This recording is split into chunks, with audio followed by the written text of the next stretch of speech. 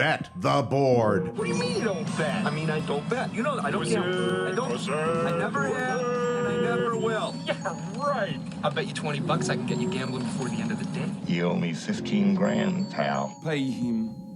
Pay that man his money. It's the Bet the Board podcast. God likes me. He really, really likes me. In the end, I wound up right back where I started.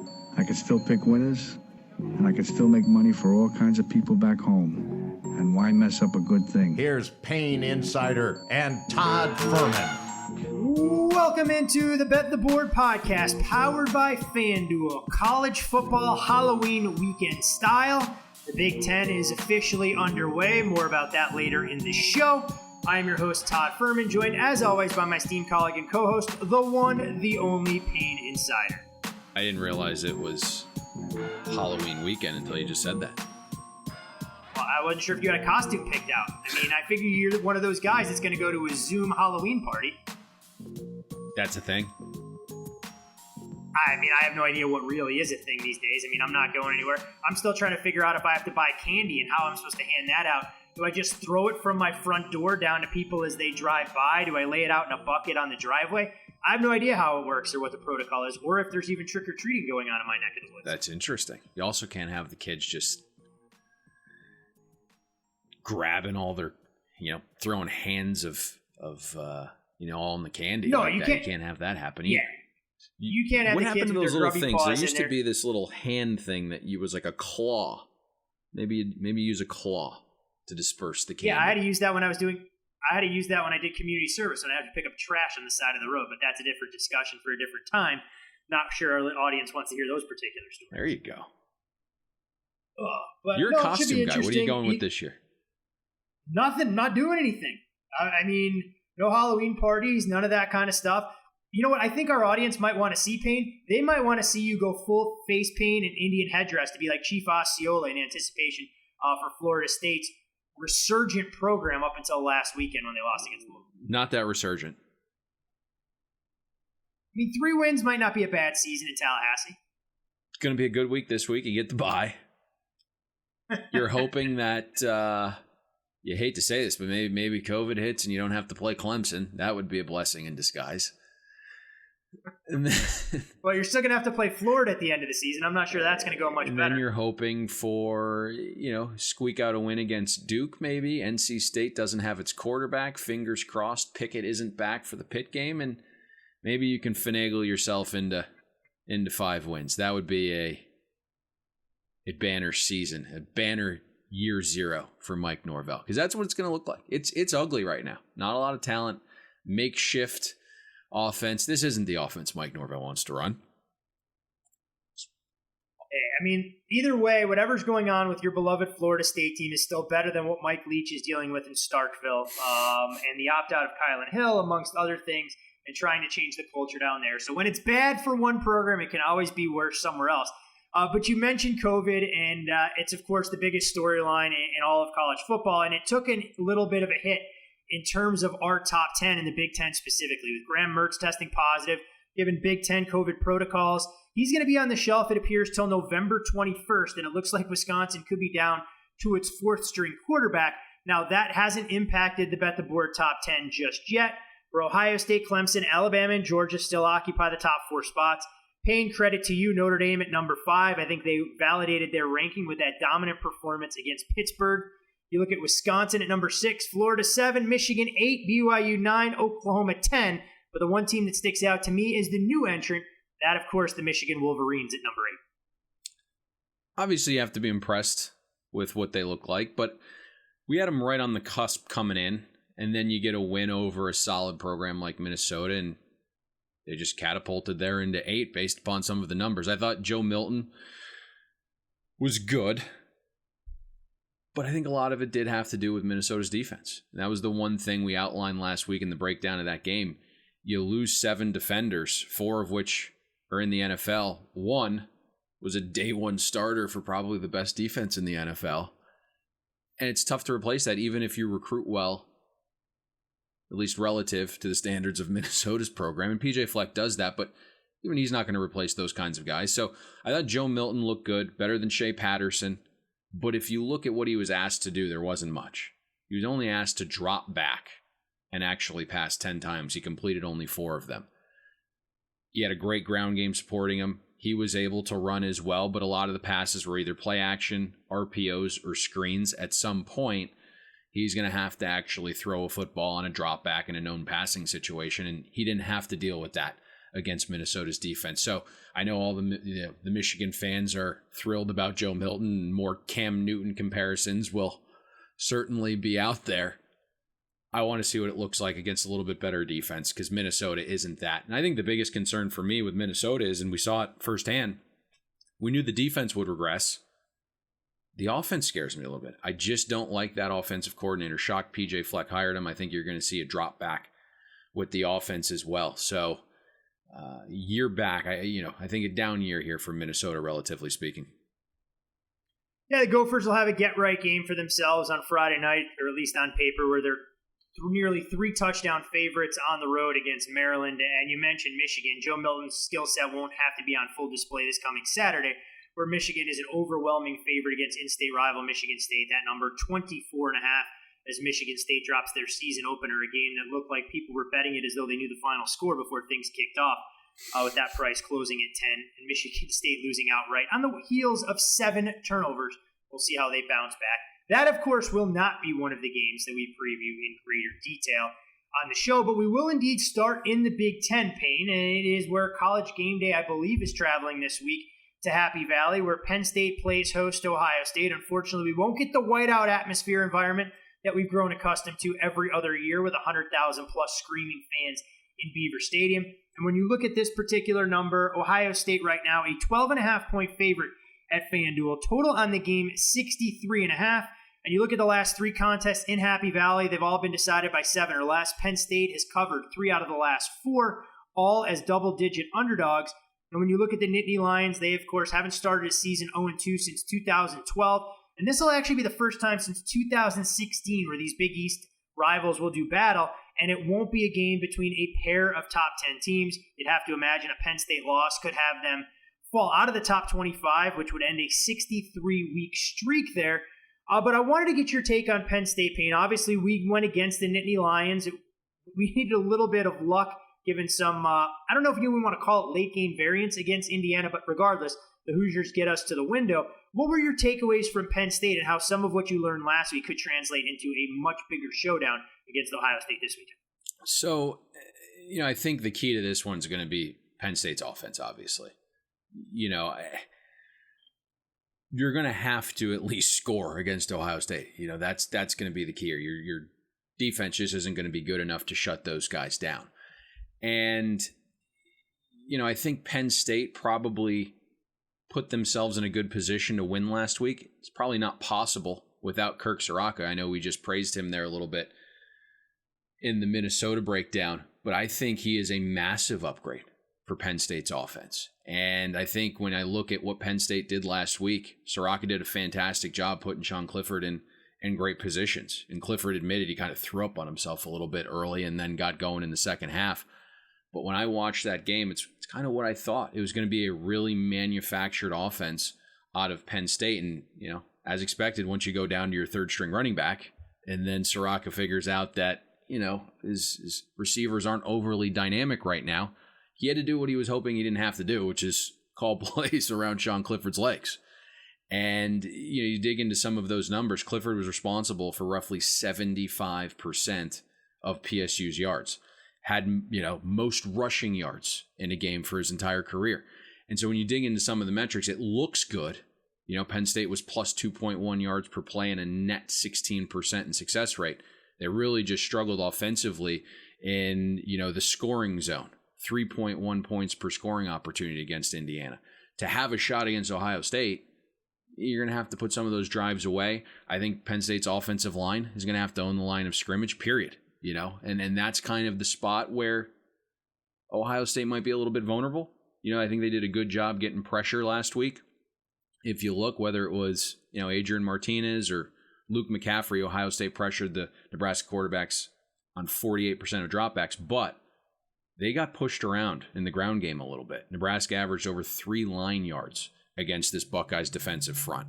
And when you actually remove sacks and gauge what Nebraska did on the ground with actual running plays, Ohio State gave up 6.4 yards per rush and a 61% rushing success rate. The only reason Nebraska didn't score more than 17 points is because they had a 15% success rate on passing downs in their average starting field position, the 17-yard line. So they were backed up a bunch. To me, this is, a completely different Ohio State defense. They're replacing 8 guys on that side of the ball. And even if you're Ohio State, Todd, you think about this and, you recruit at this elite level, it's tough to lose 3 guys, no matter who you are, that are drafted in the first 19 picks and look the same to start a season in this type of offseason that we've had. So what I'm really interested to see here is if Kirk Soraka tries to play bully ball. There was an interesting tidbit that I watched on the opening drive, and then I was doing some reading. Soraka broke out this interesting package where he put Caden Wallace, which is a backup right tackle, and they're like 6th man along Penn State's offensive line, into the game for this 6-man offensive line package. Let's see if Penn State tries to shorten the game for stretches, tries to impose their will here against Ohio State's defensive line with question marks. Maybe we see a little more of that heavy package with 6 offensive linemen. Try to shorten this game, control the tempo, control the game flow. Now, it obviously sucks, right? Journey Brown's out, Noah Cain's out, so it probably won't work as well. If you were to employ this package, if you had those guys. Now you have Devin Ford. We talked about him. I think we were texting back and forth. It looks like he has some burst. He was a 4-star kid, 5th best running back in the 2019 class. But I think it's going to come down to Sean Clifford again. He's going to have to use his legs. And if you look where Nebraska really hurt Ohio State last week, Todd, quarterback runs, passes to the tight ends. So it's got to be Clifford's legs. It's got to be Freiermuth at tight end, one of the best in the country. I think Ohio State will be tested again in those 2 areas. But if that gets shut down, I'm not overly confident Clifford can be consistent with that receiver group to be efficient enough. So it feels like if Penn State's able to control the line of scrimmage and run, they're going to be fine. But if Ohio State figures out the fastball, I'm not sure what the ancillary pitch is here. Yeah, there's no doubt that this is a Penn State offense that's going to be limited. I think you're going to have to see a guy like Jahan Dotson really step into that KJ Hamler role and be that deep threat. We saw flashes against the Indiana Hoosiers in the game last weekend. I think what's interesting about this matchup as well is that Ohio State has no experience truly facing Sean Clifford. He was knocked out of last year's game pretty early on. Penn State ultimately finished with a backup, and he was the one that led the charge after the Buckeyes got off to a 21-0 lead. Now, let's not kid ourselves. Sean Clifford isn't, in anyone's estimation, truly elite by college football standards. He's a nice piece that I think offers a little bit of versatility throwing the football, but he's got to be accurate. I think you hit on a key point talking about Freiermuth and how important he has to be, knowing the rapport that those two have. But Penn State also has to cut down on the penalties. They took 10 for 100. You can't give up that kind of hidden yardage against a team as dynamic as Ohio State. And when you look at Penn State defensively, hey, we knew coming into the season, Payne, that replacing guys like Yetur Gross-Matos or Micah Parsons opting out was going to be a little bit of a challenge. And for Shaka Toney, arguably their best defensive player, you saw the impact he can have on a football game late when he felt like he was living in Michael Penix's backfield on that final drive of regulation, or what we thought was going to be the final drive. But there were stretches during the game where Penn State didn't generate the pass rush, and you wonder how you go about trying to contain Fields, because his legs can oftentimes be the most dangerous element you're confronted with when you're taking on the Scarlet. Yeah, without question. And you mentioned the hidden yardage. The other thing was special teams that Penn State was horrific at. You had, missed field goals. You had poor punts. You had, horrific returns, which started Clifford and that offense backed up. So Penn State's not only going to have to win the hidden yardage battle, they're going to have to be better in special teams. But, you mentioned Justin Fields. I think we talked about this a little bit off air. Looks good physically. I know Game Day did a featured piece on him and said he changed his diet this offseason to a plant-based one and went from 231 to 217. He looked like everything we were expecting. 20 for 21. The only incompletion was a drop. And if you look at prior to garbage time, Justin Fields had an 85% passing success rate, averaged 13 yards per pass attempt against Nebraska. This week is obviously going to be a little tougher. Penn State has better athletes. They're not going to play off coverage as much as Nebraska did to hide the talent gap. For Penn State defensively, it has to start up front. You hit that right on the head. It's got to be Jason Owe. It's got to be Shaka Toney. They have to get to the quarterback naturally. And I think those are the two guys that actually did a good job last week. Pressured Michael Penix 15 times, those two guys. Owe is going to be an absolute monster. I think he is going to rise up draft boards. It's rare that you can have a 4.3 40 guy coming off the edge. But, Owe and Tony have to pressure Justin Fields naturally, because if he has all day to throw, I think he's going to torch this Penn State secondary. To me, that's where the most question marks are on PSU's defense. They gave up gobs of explosive passes last year, 62nd in the country in explosive pass defense. PSU also wasn't very good getting off the field on third down because of the secondary last year, 36th in third down success rate. Now, I know it looked better metrically, but Todd, I think we were watching this game and it's like, man, Michael Penix is really off. Guys are like wide open and he's just missing them. Justin Fields isn't going to miss those guys. The one thing that we're looking at here, though, is Fields does have a tendency to hold the ball. His average time to throw against Nebraska was 3.4 seconds. He still has this, tendency to either hold the ball or leave the pocket too early on dropbacks. So if you're looking, even against Nebraska, roughly 34% of Fields' dropbacks, he either left the pocket on a scramble or took a sack because he's holding the ball so long. So, if Fields is going to hold the ball and pat it, Penn State has to make him play, create a havoc play, make Ohio State play from behind the down and distance. The other area is, stopping the run. If Ohio State can run the ball, they're virtually impossible to stop.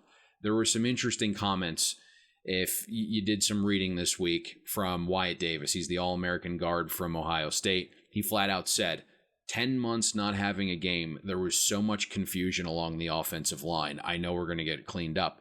But what's really interesting is Ohio State's offensive line still managed to average 3.1 line yards. That's a damn good number. It means the Buckeyes were getting some push up front. I think, obviously, Nebraska's defensive line doesn't have the talent as Penn State does, so they'll have to get better. But it tells me that there's some question marks at running back. You know my feelings on Master Teague. Trace Sermon, I don't think you liked as much as I did. Kirk Herbstreit came out on Monday and effectively said he's not sure Sermon and Teague are good enough. This is the kind of game where we find out. I think it's also important to mention this before we kind of move on here is Jesse Luketa is out for the first half of this game for targeting. Okay. He was probably the best linebacker they had. He was going to fill the void of Micah Parsons. Everyone says Luketa is the leader of the defense, so it's a big loss for the first 30 minutes. Right now, Penn State's going to have Ellis Brooks, Brandon Smith starting at linebacker. They made their first career starts against Indiana. The third linebacker is Lance Dixon. He has never started yet. And we know Ryan Day's offense loves crossing routes, so it's something to look for here. It also sounds like Chris Olave is good to go. He was upgraded to probable. I know the beans got kind of spilled there when they, interviewed Garrett Wilson this week, the slot receiver from Ohio State, and he's like super confident that Olave is going to play. So, hopefully that comes to fruition. But if the linebackers in the first half aren't up to snuff, they're going to be hit with some crossers here. Listen, I think PSU's defense is good. But I mentioned this, it's impossible to just shut down great offenses in 2020. The difference in this game last season was simple. One team could throw the ball in known passing situations, the other couldn't. Ohio State was a net positive 31% in passing down success rate over Penn State. Better throwing quarterback, better receivers. I don't think this has changed. But, the hope is that Penn State's offense is better, and that Ohio State's defense took a few notches back. And I think that's the way Penn State tries to stay within this number, is more offensively, because you need the defense to be good. It's just varying degrees of what you're going to be able to stop Ohio State from doing on offense. What's this number, Payne, if Penn State ultimately wins that game, even if it's close? Say it falls 21-20 because they take a knee at the end of regulation, or Penix comes up a yard short or inches short on the 2-point conversion. I mean, are we talking about this in that dead zone between 7.5 and 9.5?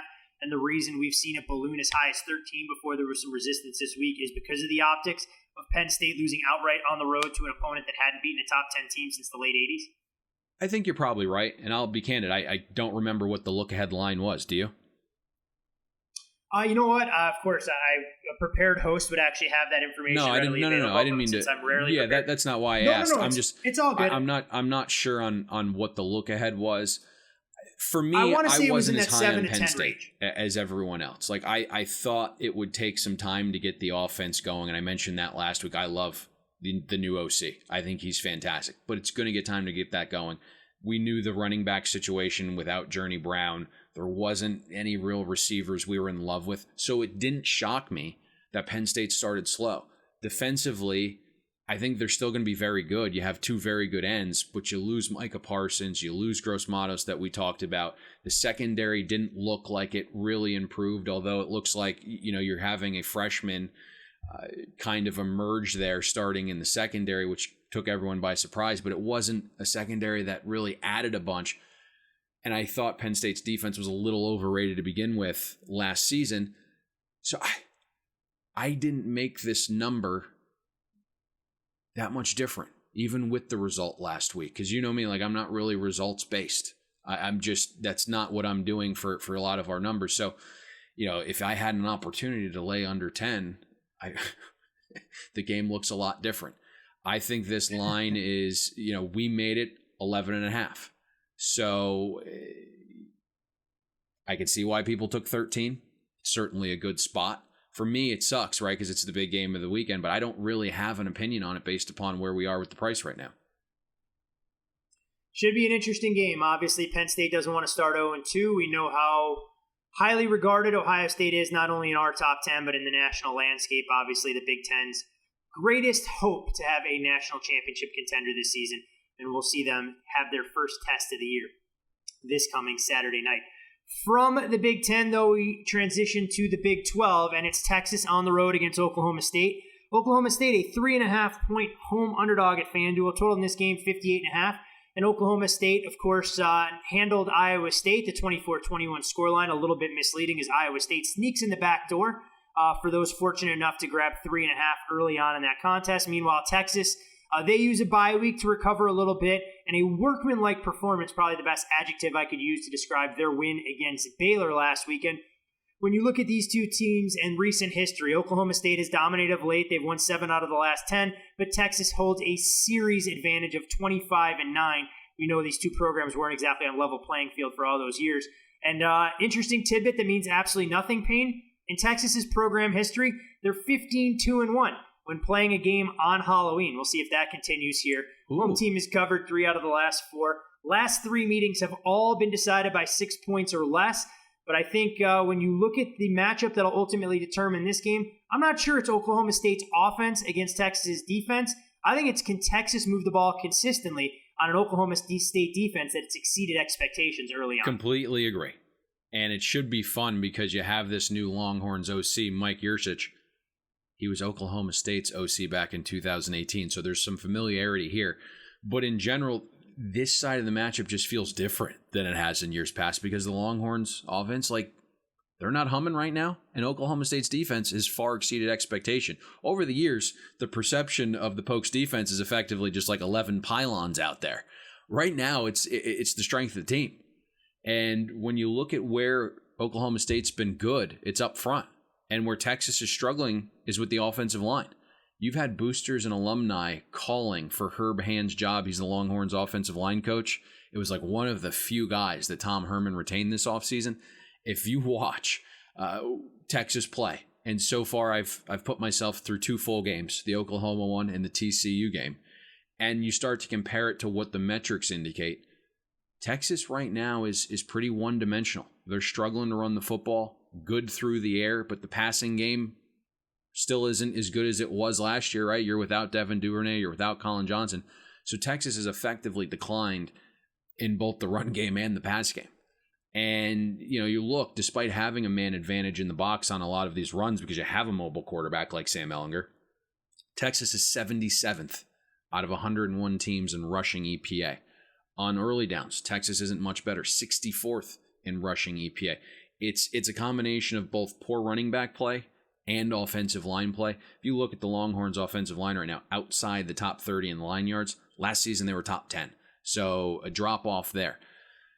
So now you have this, ground game for Texas that isn't really going. And because the Longhorns offense has these longer than national average distances to go on third down because you aren't running it well, you have these lesser weapons outside. It really hasn't been a good combination for the offense. And I think we preach all the time, Todd, about how, important early downs are. And I think that's probably the key again this week, especially with Sam Ehlinger. Fine college quarterback, just not an elite thrower, especially if the deck's stacked against him. So if Texas can't have these manageable situations because the ground game isn't going, suddenly you have a situation where Oklahoma State right now, who's top 20 in adjusted sack rate on passing downs, kind of is able to come after Sam Ehlinger. Probably not going to bode well for Texas considering they're 58th in passing down sack rate allowed. And it doesn't necessarily need to be like bringing Ehlinger to the ground. Just get pressure. That's it. Because if you look at Ehlinger right now, he's been pressured on 37% of his dropbacks. Sam's completing 39% of his passes under pressure. And then I was looking at this. In addition to all that, Oklahoma State's third down defense, they have been out of this world. Third in the country in third down EPA defense. This is also a big step up in class for Texas, Todd. They've played defenses with an average efficiency rank of 65th. Oklahoma State coming in at 12th. So, step up in class. You're going to need Texas to be able to run on early downs, or we're going to continue to see Texas probably underachieve. Yeah, it's always interesting when you try and figure out exactly what you're going to get from the Longhorns. I mean, you talked about it, mentioning how important Sam Ehlinger is. We know he dealt with a bit of a quad injury early. I thought it was interesting poking around a little bit. They said he experienced some swelling in his calf as well after he took a helmet to that body part in the game against Baylor. Said it was nothing to worry about, but for a quarterback that utilizes his legs so much, it's the last thing you want is any sort of swelling or contusion to your lower body. And that Oklahoma State defense, while I don't know if they've necessarily been tested, hey, look, they did what they needed to against Iowa State last week, and Breece Hall had some success, busted off an explosive play or two. But in reality, that final score, Oklahoma State stymied them at nearly every turn. Brock Purdy didn't have the ability to get on track. We'll now see how Oklahoma State handles prosperity, because we know for the defense that's improved, that brought back 10 starters, their calling card has always been offensively. But Payne, watching them last week against the Cyclones, that was one thing that stood out to me, is I don't get the feeling that this offense, at least right now, has the same big play potential we've grown accustomed to in the past. Spencer Sanders was workmanlike, 20 of 29, 235 yards, 2 picks. Chuba Hubbard, 25 carries, 139 yards. He appears to be getting stronger, which is what you want. But the reality of it is the great equalizer, and arguably not only the best receiver on Oklahoma State's team and in the conference, but maybe in the country right now, or top 5 at worst, is Tylan Wallace. And he has absolutely owned Texas in the last 2 meetings. I think the best thing you said there, or the perfect thing you said there, rather, was workmanlike. That is the best way to describe Oklahoma State's offense right now. Obviously, Chuba Hubbard, Tylan Wallace, they grab all the headlines as they should. Spencer Sanders is working his way back from an early season injury. But it's tough to have a good offense, no matter the skill position talent, if you are dog shit up front. Let's just put it that way. And I think that's the glaring issue with Oklahoma State's offense. It's why I haven't quite come around as much as others on the Pokes, despite this, extremely impressive start. And you look last week, you alluded to this, the final score not really indicative of what transpired on the field against Iowa State. The Pokes deserved better. Poor Books got middled on that game. You could have laid 2.5 at one point and taken 3.5 at another. It falls 3 with the back door there. But you go into any game against Oklahoma State's offense, especially right now, and the goal is to shut down Chuba Hubbard, force Spencer Sanders to be an accurate thrower in known passing situations. It's something he struggled with, so far in his early career. He's a dual threat guy. He's got to be able to use his legs to really, I think, be the best quarterback he can be. When I look at the Longhorns defense right now under Chris Ash, they play a 4-2-5 defense. Shockingly, some of the metrics look good. They're 10th in line yards, 17th in stuff rate. And, the sacks haven't happened yet, just 6 in 5 games. Texas is actually averaging 16 pressures per game. They've graded out 23rd in pass rush. They have to be able to stop the run. If they can do that, I think they might have a chance here, because Spencer Sanders right now, 44 passer rating under pressure. So again, stop the run, force Spencer to throw in known passing situations. You've done a good job getting pressure. Continue to do that, and I think Spencer Sanders will probably throw you a ball or two. So, Texas's front seven has to own the trenches. And I think when I look at Oklahoma State, the offensive line is just, again, it's pretty porous. I mean, across the board, Todd, outside the top 65 in line yards, stuff rate, adjusted sack rate allowed, it's really hindered Oklahoma State's early down offense. The Pokes have a negative EPA, both passing and throwing on early downs. We talk about all the time, right? Put your quarterback in a good position, put him in the best situations possible. Many times that's having him throw on early downs. They haven't been good doing that either. That'll be important this week because right now Oklahoma State 58th in the country in early down passing EPA in totality, 65th in the country in points per drive. So to your point, this isn't that, high flying Oklahoma State offense under Gundy that we've grown accustomed to. No, and I think this is an Oklahoma State team that, when you look at their dynamics, they have to play with a lead. Yep. I don't get the feeling watching them that this is a team, if they get down 2 scores, wants to be playing from behind. And I think it's interesting because we talk about Oklahoma State all the time as being that high-flying offense, this team that's going to go out there and outscore you. Over their last 8 games, Payne, the market has clearly overvalued them. I know we don't put a ton of stock in trends. We share them as tidbits, and they're fun to talk about. But they're 7-1 to the under for a reason. And I think a lot of the things that you outlined there carried over from late last season. The defense improved. There was veteran leadership. And the offensive line not getting that push up front makes things a lot tougher. So when you look at this total, uncharacteristic to see it hung in the high 50s, but you understand why the number is there. Yes, absolutely. Still ticked off. We didn't play that Tulsa under. And that's going to bother you all season long, I think. But at the same time, I will say, Tulsa, from a defensive line standpoint, that may be the single biggest surprise in all of college football. Watching them again this past week, and I know with South Florida, I can make the case that I really feel they have a top 10 unit, and it makes me even more pissed off they didn't get to play the game against Cincinnati 2 weeks ago. That is true, although Cincinnati put it on SMU. That was one game I couldn't figure out. I was sometimes... That's the difference when you have men versus boys. You have physicality versus finesse. Yes. And that was pretty apparent from the opening drive. And the one thing about SMU's finesse, it's hindered some with some of those injuries, and Cincinnati's pass defense is just ridiculous. The matchup was horrific. I really didn't understand that early week move on SMU, but certainly someone kind of agreed with that thought process and smacked Cincinnati there once it got to 3. Yeah, the game day move, and you mentioned it, the skill position talent, tough to replace for an AAC program that Sonny Dykes deserves a ton of credit for, to kind of restoring a little bit, but it's not rebuild and reload like what you see for Alabama.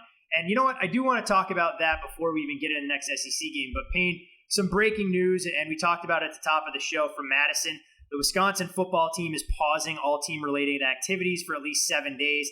The team's scheduled game against Nebraska on Saturday will not be played. So not a good sign for the Big Ten, as we know they didn't have a whole lot of wiggle room. People had plus 11 tickets in their back pocket?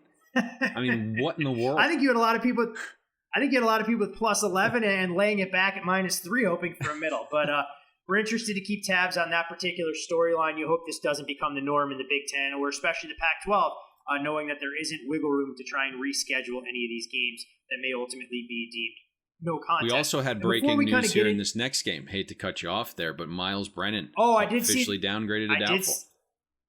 I did see that and was going to let you use it as part of the handicap. But even before we get into this SEC game, and we have one other before as part of our big game breakdown, wanted to get your assessment of Jalen Waddle and his broken ankle and what that could potentially do to Alabama. It sucks for him. He's still going to be a first-round draft pick, assuming his recovery comes without a hitch. But at the same time, when you lose a position player that dynamic, does it change the way you approach Alabama? Or you go, hey, look, they have Devontae Smith and they have John Mechie, who's really come on, that, it's going to be business as usual for the Crimson Tide down there in Tuscaloosa. I think we have to see how our team's going to defend them now. When you lose a weapon like that, are you going to be able to allocate another guy to the box to try to stop Najee Harris? And that's what the loss means to him. And you know that it's a massive loss based upon Nick Saban's reaction. It wasn't the greatest reaction. Let's just put it that way, right? You have to feel bad, obviously, for the kid. Not the greatest. Trying to be nice, right? You feel for the kid because he is a fringe first-round pick, I would think. And Nick Saban's basically like, hate it for the kid, but he knows not to return the ball when it's kicked that deep in the end zone. I was like, oh, cringe-worthy there. Only Nick Saban can probably get away with that. I mean, when I heard that, and you actually forwarded me the comments because I didn't see him in real time with his halftime interview with Jamie Erdahl, I went, wait a second. I had to go back, watch it not once, not twice, but 3 times ago. Nick really just said that. Okay, it's an interesting perspective on things, and not the one that I think most of us would have taken, but you hope that Jalen Waddle can have a speedy recovery there. Would love to see him at the next level, knowing how impactful Alabama receivers have been. I think he can be the next one in a long line, but I'm not going to put him on the same level as a Julio Jones anytime soon still. LSU-Auburn, you mentioned it, and of course, Brennan downgraded amid the reports throughout the course of the week that they were optimistic that his recovery was coming along, but I do have to say that Ed Orgeron was pretty adamant that, hey, unless he's 100%, we're not going to put him out there. Now, you haven't seen this number move just yet. I do expect it to come off of the 3 where it currently sits. And actually, take that back. FanDuel sits at 2.5 for the LSU Tigers. Total in this game, 65.5. The underdog has covered 4 straight in this series. Auburn actually outgained LSU last year. Or take that back. Auburn was outgained by LSU, 508 to 287. But it was the Auburn defense stiffening in the red zone that kept that final score a lot closer. But Payne, there may not be a college football team more fortunate in terms of some of the calls they've received at the hands of the referees than the Auburn Tigers so far in 2020. Yeah, without question. And then you catch another break here, right? I mean, you get a true freshman quarterback making his first road start in TJ Finley. He was good, though. Finley was good, at least at home against South Carolina. I'll give him credit. Hopefully he's got something to build on. Yeah, I mean, again, I know he looked good, and LSU got the win last week, and that's all you can hope for. But you dig into some of the numbers, and 34% of Finley's passes were screens or RPOs. His depth-adjusted accuracy was 54%. He had a ridiculous 19% explosive pass rate, which just isn't sustainable, and only 48% of Finley's passing yards were air yards. So there was lots of run after the catch. Obviously, a really good start for a freshman. The outcome was fantastic, but we're starting to see a lot of people are calling for Miles Brennan's job, which seems a bit off when, looking at some of these numbers. Either way. Does Miles Brennan play defense? That should be the only reason LSU fans want to call for his job. Does he play defense? Does he play 11 positions on that side of the ball? I'm not sure he's athletic enough, but, I think when I look at this, at least from an LSU perspective on offense, the key is to build a lead so that you can force Bo Nix to play catch up. And, I don't know what the game plan is going to look like now. I think if you had Miles Brennan, you feel a little more comfortable being aggressive early. Now Finley making the first road start, I'm not quite sure what the approach is. Either way, I think the LSU offense has some advantages here. Auburn's defensive line is struggling a bit. Haven't been overly stout stopping the run, 60th in line yards. They don't make a ton of plays in the backfield, 82nd in stuff rate. And because Auburn hasn't really shown an ability to stop the run consistently or create these negative havoc plays, Auburn's opponent's average distance to go on third down, 6.2 yards, national average 7.1. So Auburn right now isn't making the opponents uncomfortable on third down. Auburn isn't doing a good job getting after quarterbacks either, just 81st in pass rush, 78th in sack rate. LSU's offensive line, just doing some reading and looking again at some of these metrics. You hear some interviews from some of those big fellas up along the O-line there. They thought it was the best game as a unit that they've had this season against South Carolina. Even with starting left tackle Dare Rosenthal suspended, LSU's offensive line, it was fantastic. They allowed their backs almost 3 yards before first contact. The backs took that and ran. 59% rushing success rate for LSU last week. I think that's important, right? Especially in the SEC. When you're going out on the road, you have a young quarterback, being able to at least dictate some of the tempo and the game flow by running if you need to. That's important. The other matchup to watch here is early down passing. LSU's passing offense has been pretty dynamic on these early throws, 11th in the country in early down passing EPA. I would think with a young quarterback, again, making his first start, get him some short passes off of play action, get him, some screens, some RPO stuff, things to put him in comfortable spots, have him complete a couple balls early on. And if you look at Auburn's defense, that will be the thing to watch here, because that is oddly the one area where they've been surprisingly good. So if they can take away that early down throw, hinder some of the confidence of a young quarterback, that might bode well moving forward. That all said, when I look at this, I get that there's this feeling, right, that Auburn could potentially be 0-5 here, even though they're 3-2. And so you had that early week move from 1.5 out to 3, Todd. But like you, I kind of agree that this isn't going to stick 3. I just kind of feel like we're going to see some take back on the dog here. And I get it. Auburn is not very good. They haven't looked very good offensively. The defense lost a lot of key cogs. They're young, especially in the secondary. But if there were a spot, this kind of feels like it. But I completely agree that Auburn isn't very good, and they could easily be 0-5. I mean, you wonder along some lines when you have that get out of jail free card and you dance between the raindrops. Somewhere along the way, you're going to get a complete football game from Auburn, and the market isn't going to appreciate that. Now, I'm not saying it's going to come on Saturday, but along those same lines, you read the comments that came out of the Plains. Gus Malzahn seems to be a lot more confident in Bo Nix. We know that he's a significantly better quarterback at home. And when you look at some of the things that Auburn has done of late, they're getting Seth Williams involved. 8 catches, 150 yards, and a touchdown versus Ole Miss. And while you're not seeing the production out of guys like Anthony Schwartz or Eli Stove, we know they're more than capable of having their own breakout game. We know that Auburn has found a number 1 running back in Tank Bigsby, who's now had 16-plus carries in each of the last 3 games and gone for 100-plus rushing yards in all of those. Sean Shivers steps in, 11 carries for 60 yards. And, of course, everything comes with an asterisk against the Ole Miss defense.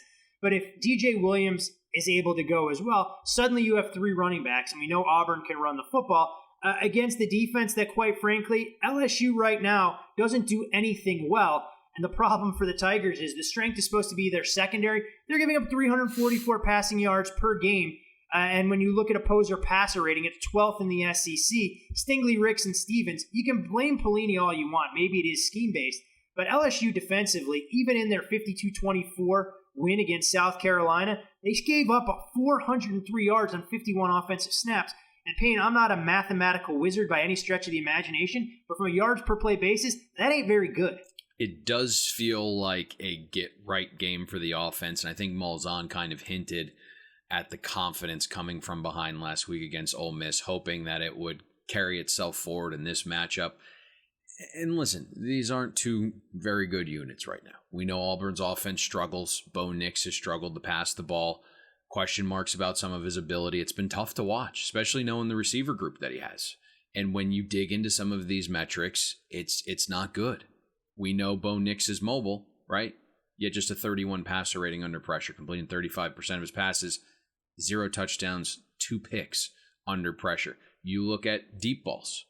Thank God for Seth Williams last week. He floated one over the middle deep there late, came down with it, but Nix is 60th in the country in passer rating among quarterbacks with at least 10 deep attempts. Has an adjusted completion percentage of 39% on those deep throws. So he just hasn't been very good throwing the ball. And right now you're looking, the pass game that Chad Morris and Gus Malzahn are running is really assisting the quarterback, right? Think about what they do, right? This is an offense that had a converted defensive back take the team to a national championship. So when you think about Bo Nix, it's like we're helping him do everything. 30% of his throws are from play action. 31% of the passes are with an RPO element. So all these things that coaches are supposed to do to help a passer are being done here. This just needs to be the coming out party. The reason Nix is still starting is because of what he brings to the table with his legs. He's averaging 5.5 yards a carry and a 54% rushing success rate. And that ability, I think, has really helped open some things up for the freshman there, Tank Bigsby, who is really emerging. He's kind of been the bright spot in this offense. He's averaging 5.8 a carry, a 53% rushing success rate. Damn good when you consider about 2.2 yards of that 5.8 are before first contact. So he's been a bear to bring down. But this, again, I think this is a good spot for Auburn to get a little bit healthier on offense, so to speak, carry that momentum forward. And, the joke is that LSU has a very balanced defense, Todd. They're equally bad against the run and pass. Because I'm looking at this right now. LSU 82nd in the country in rushing success rate allowed. Only 101 teams have played so far. They're 99th in explosive pass defense. So it's tough to be a good defense if opponents are rushing down your throat efficiently while they're also bombing big plays through the air. And that's what we've seen against LSU's defense. So going to be tough. I think Auburn can get right here a little bit offensively. The other thing to watch for here is Missouri's offense gave LSU a world of trouble a couple weeks ago. And why I'm bringing that up is there's a lot of familiarity. There's a lot of similar things there with what Auburn and Missouri's offenses do. There's a ton of motion. There's a ton of misdirection. I was listening to Ed Orgeron's presser. I believe it was Monday, and he said the thing. You actually listen to that? It's tough. You don't wait for somebody to transcribe it so you can understand all of it? It's tough. But what I gleaned from the interview is the thing that he was most nervous about in this matchup is the motion and the misdirection. And he said, the things that Malzahn does can give us problems. That style already gave us problems this year. And when you lack some experience, I think, and some talent that you're used to having, and you're also changing schemes, who knows if it's much of a scheme that Bo Pelini's running, but, it's tough to be fundamentally sound when all those things are happening. And the one thing that Malzahn's offense does, it has a lot of window dressing. So it'll be interesting to see if LSU can handle that. The other fun thing here, Todd, is we're going to see the potential draft stocks rise, or maybe fall, with that Stingley versus Seth Williams matchup. And I know Stingley hasn't been great, and he's been playing through some injuries, but he's only allowing 0.6 yards per coverage snap. Seth Williams, 2.3 yards per route run. If Bo Nix could hit the broadside of a barn, I think that number would be even larger here, because I'm looking 24 catches on 52 targets, and it's because of the inaccuracy from Bo Nix. So hopefully, if Bo Nix is accurate here, we're going to have a decent little matchup to watch with Stingley and Seth Williams. Yeah, it should be an interesting game. Two teams that I think have a long way to go to competing with the upper echelon in the SEC, both in kind of transitional states, so to speak. LSU, the one thing they do well, since everyone knows around these parts, Payne, that I am the glass half full guy, they at least get after the quarterback. No, that they do not around here. I did not say. And I'm gonna have to try and go back. You're gonna make me listen. I thought you were. I went to grab water, and then the first thing I heard was feces. So I wasn't really sure where we were going with this. Yeah, nice context. I said one of the things that they do well is rush the passer, where LSU is among the SEC best in terms of applying pressure. So we'll see if they're able to get at Auburn behind the down and distance. As we know, in known passing situations, as you outlined there, Bo Nix is not the guy that I'm going to trust to pick up third and longs with alarming regularity. But as you also said, Auburn, they've been extremely generous when it comes to third downs, allowing a 57% success rate for their opposition. What do you do here, by the way, if Bo Nix doesn't look well and Auburn loses this game because of its offense? Do we make a switch, or what's the move here? Are we just riding it out with Bo Nix? I get a feeling, given his pedigree and his family ties to the university, that Bo Nix gets the rest of this season. Gotcha. And then Auburn has to figure out what direction they're going to go in, whether he's their guy going forward. Because for me, and again, I'm not going to claim to be a quarterback whisperer. I'm not going to be able to address draft prospects, but I can tell you, Bo Nix right now, through a handful of games in 2020, looks like the exact same quarterback we saw in the season opener last year, when Auburn was able to steal a victory against Oregon. I like that victory. That's why he's got a special place in my heart, and I'm giving him every inch I can give him. Long leash for Bo Nix. I'm sure he does for all of our Bet the Board listeners as well, who are sitting on Auburn tickets on that fateful Saturday as we watch things unfold, I believe, in Jerry's world. From the SEC West, though, to the SEC East, the up-and-coming Missouri Tigers, fresh off of a 20-10 win against the Kentucky Wildcats, will go on the road to Gainesville, the Swamp, where it's Florida, a 12.5-point favorite at FanDuel. Total on this game, 61.5. In total, 37 players have tested positive for COVID-19 during the month of October for Florida, a rise of 6 positive cases from last Tuesday's release. 68 players connected to the Florida football program in total since they returned to campus have tested positive. Florida, of course, stopped football operations. They got back on the field Monday, and reports were pretty positive about how the players wanted to get out there, return to some level of normalcy. When you look at Missouri, this is a team 5-0 under the last 5 games they've gone on the road. Missouri is also 6-0 to the under, in the last 6 games when they take on teams with a winning record, which may speak to their inability to consistently move the football against good defenses. And interestingly enough, the last 7 games between these two programs, well, they've all been decided by 17 or more. So if you're looking for a close football game late, this may not be the series where you want to allocate your time on Saturday. But I guess the first question I have to ask, Payne, and we know it's 2020, all the teams are dealing with it. What do we take away from Florida kind of shutting away their football program? Do we think they just pick up right where they left off? Or do you think that there's a potential drop-off for the Gators, knowing they'll play their first game in 3 weeks, on the heels of a loss coming in College Station where they lost outright as a 6-point favorite? Listen, we'll break this game down a little bit, and we could talk about it for hours, but ultimately, price matters. And the largest thing at play here is the adjustment to how we account for what's going on with this situation. Now, I'm higher on Florida, Todd, but it's funny that you said all these games have been decided by 17 or more because I made this game 17. Odds makers have built in that Florida has had 2 weeks of no activities after, 26 recent players and 3 coaches, including Dan Mullen, had COVID. And then there was another 6 announced yesterday. This, Monday was Florida's first day back at practice in 2 weeks. And now you're going up against this really buttoned up and sophisticated coach like Eli Drinkwitz.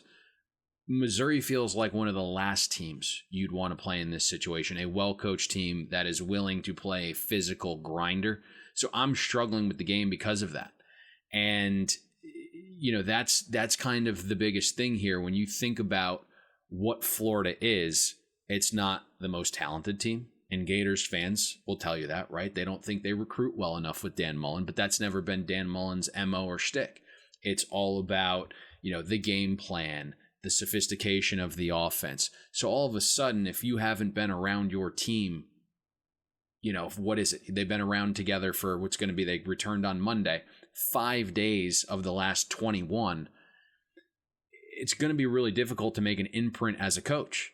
And correlating it to the NFL level, we've seen New England struggle with a coach like Belichick during these COVID times, not having enough, time with his team to implement new things. So I think when you look at Florida, the line is short here, but the situation certainly is a massive negative against. And so that's kind of why I'm on the sidelines here, despite there being some value in the price, because I think the situation is really, really up against it here for Florida. Yeah, and in total, Florida, for those scoring at home, went 12 days without actual practice when the football program shut down. So we're not talking about a traditional bye week where guys can rest and recover. You don't have access to your weightlifting facilities. You don't have access to the training table, to my knowledge, and some of the other things that we typically take for granted, especially with major Division I football. But when we look at Missouri, Payne, they had arguably a signature defensive performance last weekend against Kentucky. They only allowed the Wildcats to run 36 plays on offense. They held them to 150 yards. Time of possession battle in Missouri's favor, 43 minutes to 17. And at least to Missouri's credit, they appear to have a pivot in Connor Bazelak that can run Eli Drinkwitz's system. Larry Roundtree wasn't explosive by any stretch of the imagination, but they continued to feed him the rock. 37 carries. He actually toted the rock one more time than Kentucky ran offensive plays, which is hard for me to even wrap my head around. But you look at Missouri, and this is a team going on the road. You think they can have some success against the Florida defense, but do we think Missouri can slow down Florida's offense, knowing Kyle Trask has 2 explosive weapons at his disposal? So 2 things here. When we talk about Missouri's offense, I think you hit it right on the head. Connor Bazelak has changed Missouri's offense. The Tigers can throw the ball a little bit. And if you look at some of the metrics here, 21st in the country in early down passing EPA. That number is even better when you only incorporate Bazelak games. 15th overall in passing EPA. The ground game, we know Roundtree's a beast, but it hasn't been overly efficient looking by the metrics, but they go for over 200 yards against a really good Kentucky defense. Now, I say this a lot, but it's a manufactured offense. Like Eli Drinkwitz is largely responsible for everything. Looking at the metrics, though, and this is why I kind of make the number what I do, you'd likely be calling for regression from Missouri. They've probably been a little lucky. They seem to just do what they have to do. You know, you look at Connor Bazelak last week against a damn good Kentucky defense, so you don't want to knock him. 27% depth-adjusted accuracy, probably his worst game of the season. They still pulled off the upset despite Connor not having an accurate pass over 11 yards. But Missouri found a way to win the game. 220 rushing yards from an offense. That's 81st in rushing EPA in early downs, 82nd in overall rushing EPA. So Missouri keeps finding ways here. I mean, Eli Drinkwitz is damn good. I don't know how long he's going to be around in Missouri. I think someone's probably going to pick him off. But he's going to keep your defense honest. He's going to allow you to beat yourself. Again, loads of motion, misdirection, trick plays. I think the first play last week against Kentucky, Todd, was this double reverse. But he's also going to punch you in the mouth, and he emphasizes being more, the more physical team. If you can out-physical Kentucky like they did last week, I think that bodes well against a Florida defense that right now hasn't been overly physical. And you're looking, Florida at this point, 74th in the country in defensive line yards. They've gotten pushed around, 84th in stuff rate. On early downs, haven't been able to stop the run, 78th in early down rushing EPA. Overall, Florida's 94th in rushing EPA defense. Larry Roundtree, I think, is probably going to question your manhood as a runner.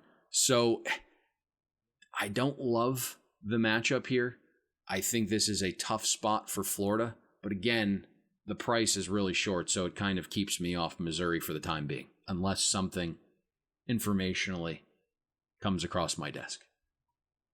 When you look at Florida's defense and what we've seen overall this season, and I know we talked about LSU's defense in the breakdown against Auburn, which stop unit is worse? I think it's Florida's right now. I don't think there's a right or wrong answer. Yeah, I mean, I just, I kind have of a long way to go to be competitive. Yeah, I mentioned like Florida right now is getting pushed around in the trenches. That's what's going on. Now, obviously, you lost 2 defensive linemen to the NFL, but they're getting pushed around in the trenches. They're not stopping the ground game. They're not getting to the quarterback. And then the back half has some question marks. I doubt that's gotten sorted, but that's really not, the strength of Florida right now. Todd Grantham, we really respect him, and we think he'll get some things turned around. But these are part of the problems when you don't recruit to the level that Florida thinks it should be recruiting at. Like Dan Mullen's going to be able to scheme the offense. He's got control of that. Where the lack of recruitment comes is what you're seeing is on the defensive side of the ball.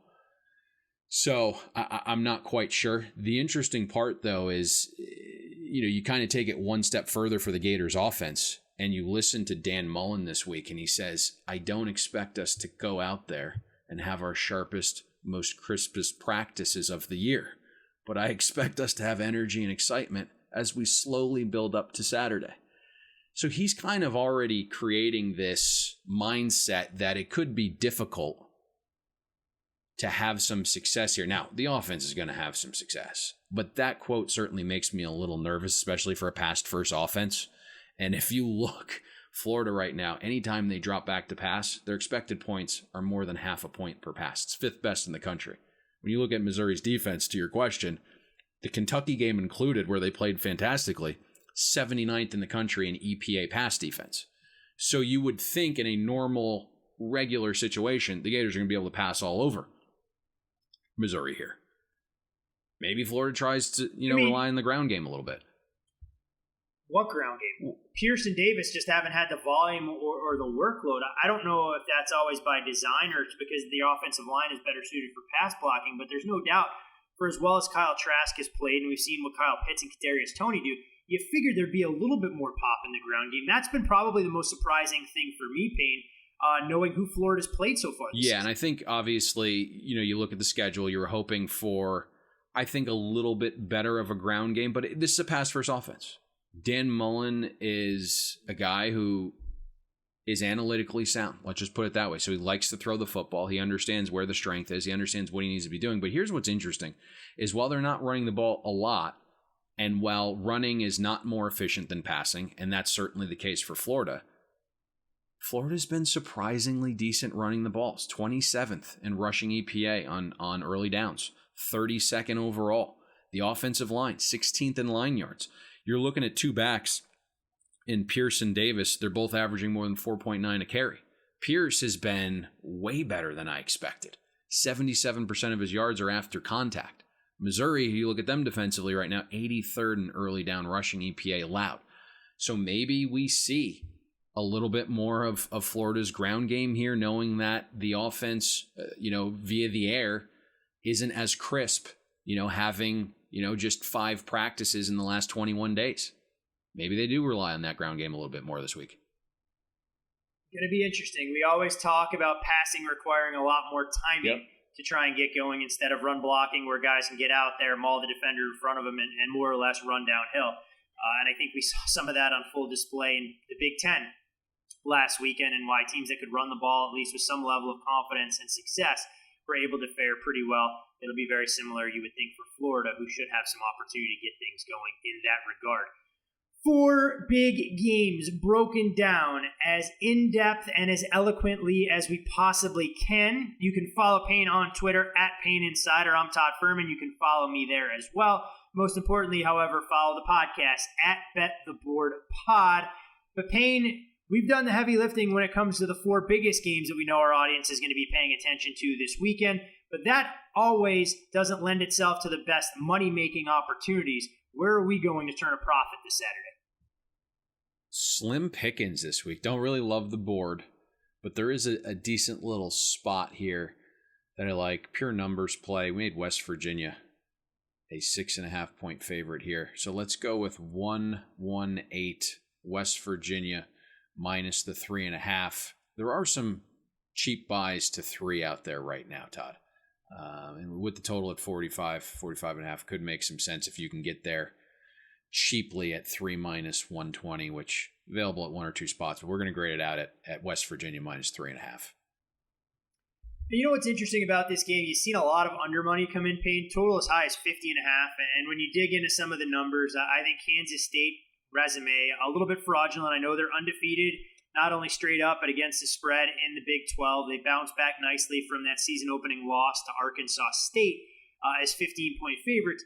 But you look at their run-pass balance, and I think with Will Howard, this is going to be a difficult test for him. He goes on the road and faces arguably one of the best defensive lines in the entire conference. You get West Virginia in a good buy low spot off of the loss in Lubbock against Texas Tech in a game where they finally appear to have a passing attack on track. I mean, over the last 4 games, 285 yards or more in 3 out of the 4. Baylor was the lone exception. And I think our listeners are going to be pleasantly surprised with what West Virginia brings to the table defensively. And that ultimately can be where this football game is won for. Oh, without question. You're looking at some of their defensive metrics right now. 10th in EPA per pass allowed. So the defense looks like it's pretty good overall. 14th in EPA play defense. Just need a little bit from that offense to get us over the hump. I know the drops have been the problem. West Virginia leads the country with 16 drops. So if they can get that cleaned up, I think they have a chance offensively here to get us to the window. Get down to Morgantown, give them an extra package or 2 to stick them, and tell them to get out there and do what they're supposed to. When the ball hits you in the hands, catch the damn ball and fall to the turf. That's all we ask. That'll get us to the window. So, West Virginia Mountaineers, as we look to knock Kansas State from the ranks of the conference unbeatens with Neil Brown's bunch. 4 games, all broken down for you. Best bet, check mark there. Anything else, Payne, that you'd like to discuss before you can focus on your real primary passion in life, which is the National Football League, and you can forget about college football until the middle of next week? 24 hours till NFL Week 8, baby. We're back. I know you get the countdown going. And some big news there. Of course, we'll talk about some of the trades that we've seen unfold, but you'll have to wait to get Payne's take on exactly what those will mean to the NFL pecking order going forward. So for Payne Insider, you can follow me on Twitter at Payne Insider. I'm Todd Fuhrman. You can follow me there. And most importantly, follow the podcast at Bet the Board Pod. Come Saturday afternoon with a ticket in hand, and especially for those in West Virginia that can bet this game legally at FanDuel, we'll see you at the window. Thanks for listening to Bet the Board. You can catch Todd and Payne every Monday, Wednesday, and Thursday during football season, breaking down the biggest NFL and college football games. And to make sure you don't miss any free best bets, subscribe to Bet the Board on iTunes, Google Play, Spotify, or wherever you listen to podcasts.